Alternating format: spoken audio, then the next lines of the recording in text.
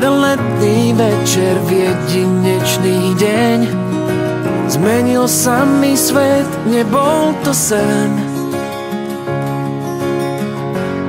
Stretol som teba, niekto to tak chcel.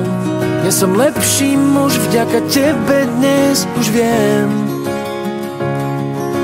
Zmenila si všetko zlé na všetko nádherné. Srdce máš tak krásne úprimné. Ty budeš jediná, vždy moja láska. Jediná vec, ktorá sa nikdy nezmení.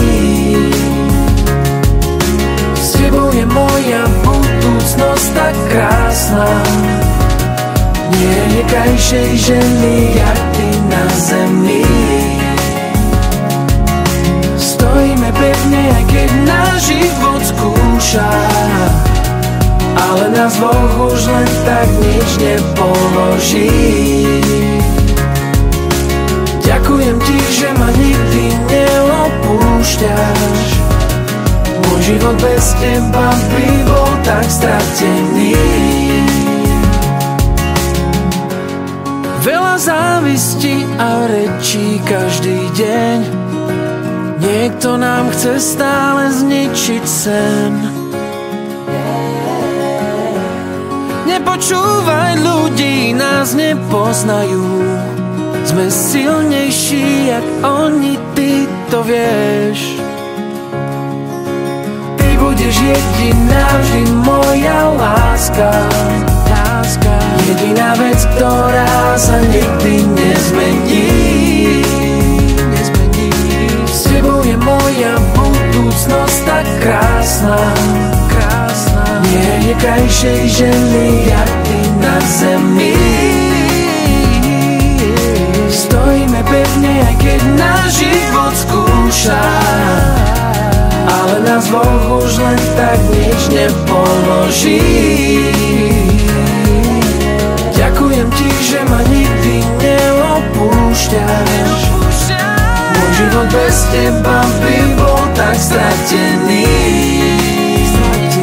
Aj keď osud sa s nami hrá, naše šťastie mu vziať nedám. Ťažké chvíle sme spolu prežili a stále spolu ostali. Aj keď život nás skúša a problém pokúša, nás toto nikdy nezlomí a ostávame v náručí. Ty budeš jediná, vždy moja láska. Jediná vec, ktorá sa nikdy nezmení. S tebou je moja budúcnosť tak krásna. Nie je krajšej ženy, jak ty na zemi. Som len pre teba.